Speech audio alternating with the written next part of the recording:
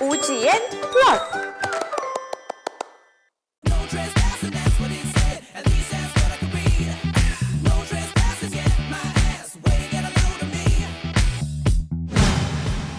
Welcome once again to another episode of the Countdown of MonteCristo, brought to you by OGN+. We're a little late this week again because some of the tiebreaker matches made it hard for me to get through all of the VODs in time, so you're going to be seeing this maybe a little later than you're used to traditionally seeing it. And we're looking at 4 matches this week. We had LMS playoffs, the LMS finals this weekend. There was a very exciting upset in Korea. There was a lot of tiebreakers in NA, and finally in LPL we had number 1 versus number 2. And the European results were sort of expected. Everything kind of sorted out how we thought it would in terms of Fnatic, Origin, and H2K in that order. But just because of all of the action around the world, there aren't going to be any European games this week. So that said, let's get right into the countdown.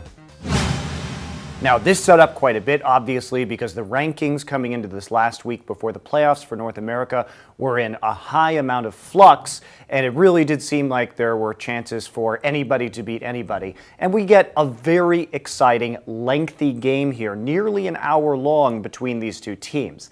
That said, it was pretty sloppy, and Team Liquid should have had a very convincing win here and couldn't quite close it out. We'll get to that in terms of taking a look at their possible playoff hopes in a second, but let's start with picks and bans here. We see pretty similar standard team compositions from both teams. The only real outlier, of course, Rush, playing on that pocket high damage Lee Sin that he likes to run. Now, maybe you say, okay, Team Impulse, they lack primary engage in the late game. They're basically reliant on something like a flash Gnar ult or a kick from Rush to get that engage, because they're not getting any real engage on this composition, in spite of the fact that they do have a great comp for kiting, and they have a very high damage AD carry late in the Kog'Maw. Now, this is going to come into play in this game, especially when we compare it to Team Liquid. Team Liquid, tons of engage. Gragas, Maokai, Annie. They've got that on lockdown, but they are going to be, generally speaking, a little bit probably lower damage once they get to 6 items. Phoenix gets on as Azir, probably a signature champion at this point. Not quite sure how that keeps getting through picks and bans, but there you go. Team Liquid, at 27 minutes, has a 17-5 kill lead, nearly 10k gold up, and 2 inhibitors down on Impulse. Now, this is a situation that Team Liquid, by all rights, should just clean up this game and close it out very easily. They have an overwhelming advantage, yet they can't quite do it. And as we look at the rest of this game, sure, Impulse plays their composition properly, but Team Liquid doesn't recognize that Impulse doesn't have primary engage. All TL has to do is continually get position on Dragon, get position on Baron, and kite them out. There's no way that Impulse can actually deal with that. Instead, Team Liquid decides to overextend on multiple occasions, diving underneath the towers of Impulse, and then that's perfect for Impulse's composition. They're built for high damage kiting with Victor and Kog'Maw, and this is a game that should have been over at the latest at about 35 minutes. Now, what does this mean for the future, for the playoffs? Team Liquid undoubtedly strong when it comes to individual player skill and their early skirmishing. They show this. They come out with an immense gold lead in their skirmishes.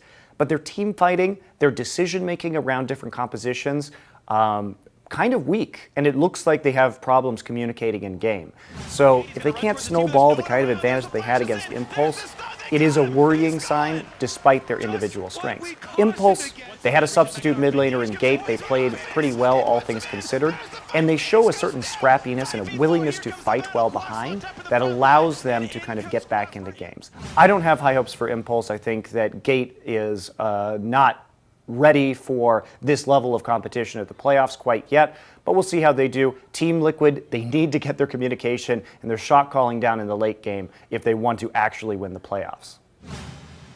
At number 3 this week, we have the finals of the LMS from AHQ versus Hong Kong Esports, HKE. And this is a very exciting series. It was actually hard to pick which game I really wanted to showcase. Ended up with game 2 right here, but but I would highly recommend that you watch all 3 games. It is a 3-0 sweep by HQ, but it is as close of a 3-0 as you can ever see. All of these games are crazy back and forth. So getting into the game itself, we do see some pretty standard compositions. HQ, maybe they're a little bit more on the skirmish side with the Ari and the Callista. They have a little bit maybe more pick potential, and HKE is a little bit more tilting towards the 5 versus 5 team fight with champions like Orianna and Sivir. Hong Kong Esports here, they actually come out with a very big early lead, and we see that they have some nice team fighting, particularly with the Alistair coming in from Olay, who gets some very good engages and some nice tower dives. Those of you who remember way back in Season 2 when Toys won the World Championship on Taipei Assassins, it's fun to see his Orianna again. Hong Kong Esports, they coordinate well around the team fighting in the mid-game to pick up a slight kill and tower lead, but then they start overcommitting to dives. And what this does is, while they'll get a kill or 2, HQ will then bounce back because all the members of Hong Kong Esports are low, and then take a dragon. And this leads to a really big dragon lead for HQ. They end the game 4-0 in terms of dragons. But Hong Kong Esports, they're able to play around the Baron, but then they make sort of a fatal call. They split up around a Baron, and the skirmishing of HQ takes over. They're able to get a couple key kills, turn it into a Baron, and turn it into a win. An overcommitment to kills from HKE and a more patient reserve play from HQ. They wait for the right opportunities to take objectives, to stack that dragon, to get the Baron, and that's going to lead to a pretty nice comeback win here. I think HQ, when I look at this team, it really is about Westdoor making picks, making solo outplays, and then taking objectives based on that. Whereas Hong Kong Esports operates more as like a 5v5 team fighting team, but they need to dial back if they want to do well at the World Championship. If they can get through the gauntlet to get there, they need to dial it back a little bit. So that's kind of what I'm looking for going into the future. HQ, definitely a fun team to watch and a great series for a 3-0. At number 2, we've got EDG versus QG, which was a big matchup in the LPL this past week because it was the number 1 versus the number 2 team in the standings. Was this going to be close? Turns out the answer was not really. EDG was very convincing in their win as they start to power up with their main roster. They're on a massive win streak right now, and I think we can say that at the moment they're probably the best team in the world. So what's been going on in the LPL is more teams are starting to use Kassadin as a Victor counterpick. They like this matchup. This is not a good matchup in Korea. In fact, Kassadin has not been doing well inside champions because he's pushed in, and the emphasis in Korea is on wave clear. And we've seen players like Faker with the Victor just absolutely punish picks like Kuro did against when SKT played against the Ku Tigers. I'm not convinced that this is a good pick. Obviously, if you can get it into the late game, it is going to be strong. I'm curious about this. I'm going to keep a close eye on this, but it does work in this game because of how EDG play. Down, Pawn actually gets in over the top here as Stand United did come down from Koro. Pawn just waits for the ignite. And we've always seen in League of Legends history the Evelynn flank with the Shen on him. Basically a fantastic backline engage trick. You have the Kassadin who can go in with the Stand United to the backline as well. And you have Corki here who's going to provide that mid-game power spike to sort of get over the hump into the very powerful Kassadin Shen late game. So the composition is good, but QG has a lot of answers. They have wave clear and pushing power in every single lane. They've got the Maokai with the AoE wave clear. They have the Victor with the AoE wave clear. They have the Sivir with the AoE wave clear, and they can stop the Corki rockets with the Braum. So I look at QG's team comp and I think, well, this should, if they play it aggressively in the early game, if they start to push forward, they can kill early towers, get that outer ring down. Interestingly, though, it's not what happens. Swift actually down to about 200 health here as Clearlove's able to get a lot of damage off the flash to follow here from Clearlove as the flash comes out of Swift as well. Oh, smited for the kill. Better vision control here would have allowed QG to push more aggressively. It looked like they didn't really know how to abuse the lack of wave clear on the side of EDG. And EDG starts playing a lights-out game. Great macro play from these guys. And we know QG is a team that has Swift. Swift is a player that likes to go all in with incomplete information. So when you bait him into a situation where he thinks he can make a play, he will commit to it and often die. It's a weakness that QG has, and that Swift as a player has always had ever since he was in Korea. But QG, what is their strength? It's 5v5 team fighting. Definitely one of the best team fighting teams in the world. They catch late game, even with a 10,000 gold deficit. They catch EDG in the Baron pit, and they start to maybe make a comeback. It's a little too much of a deficit, but you see how dangerous QG is, even from behind, because of their insane team fighting skills and their mechanics. Come the playoffs, QG is probably going to be this season's snake. I've said that time and time again. Team that does well in the regular season, but can't hold with the more veteran teams when it comes to shot calling in the playoffs. They don't really understand how to press. They sort of just sit there and try and make plays instead of playing for vision, playing around their team comp strengths, and EDG was really able to abuse that. So what you like about them is they're bold in their picks. They're very decisive with their team play. I love the synergy between Koro and Pawn here on some of these skirmishes because the Shen was instantly on top of the Kassadin in the early game fights, and they know how to play the macro game and are very strong mechanically. Our number one game this week will be SKT versus CJ. This is the game where CJ upset SKT, stopping their 21 best-of-3 win streak with a 2-1 victory. Very close series, and we're going to take a look at the last game because it's really exciting, very interesting in terms of strategy, and just a fantastic match overall.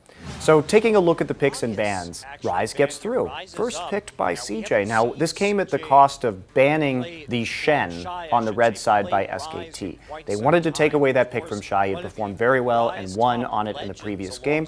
And SKT thinks that their Smite Mundo will counter that. Now, SK Telecom, they like this matchup with the Mundo. They do well with it. We'll get to that in a second.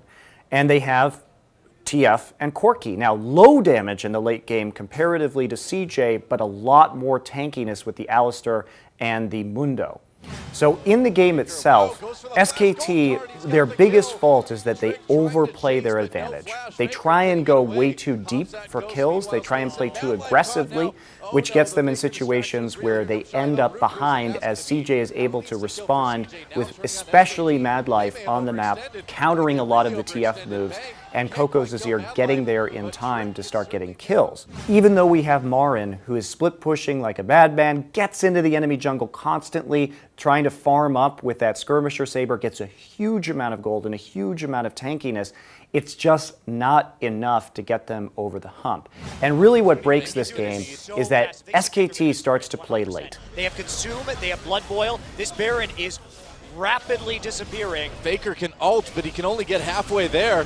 Zoning out Bengi. Can Bengi possibly get in? No, he doesn't get in soon enough. Here comes Wolf though, Marin and Bang, but they need Faker, they need damage.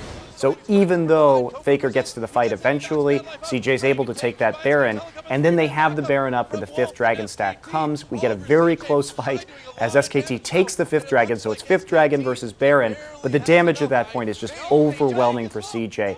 Whole series is very interesting. It shows us the strengths of CJ, which is that if they can get into the late game, they don't have the strongest laning phase. Maybe that will change if they keep playing Trick in the jungle instead of Ambition. So SKT, not exactly known for their 5v5 in the late game. Their strength is much more about early game skirmishing and getting a kill and then taking an objective off of it and snowballing that way. So in an even situation, we can see that SKT maybe has to play better in the early game if they want to be able to win 5v5s late, because CJ was definitely outclassing them in that regard in this series. But CJ, also, question marks. Will Trick play for the rest of the season right now? Is that an upgrade over Ambition? Was this a one-off for them because they haven't had that same kind of consistency? So a lot of questions right now as we go into the Korean playoffs in just a couple of weeks. Well, that wraps up another episode of the Countdown of MonteCristo, brought to you by OGN+. This next week, definitely going to be focusing entirely on Korea and China because LMS is over and we're waiting for the NA and EU playoffs to start. But as things really heat up in China and Korea, as teams really scramble for seeding, we should have another good set of games, especially taking a look at China because a lot of these teams may not have been trying their hardest before the gauntlet-oriented LPL playoff format was announced, and it does seem like teams like LGD are scrambling to get up the standings right now. to make sure that they have the easiest playoff run possible. So I think we will see increased competitiveness, especially in the LPL. So that's going to be next week, guys. See you then.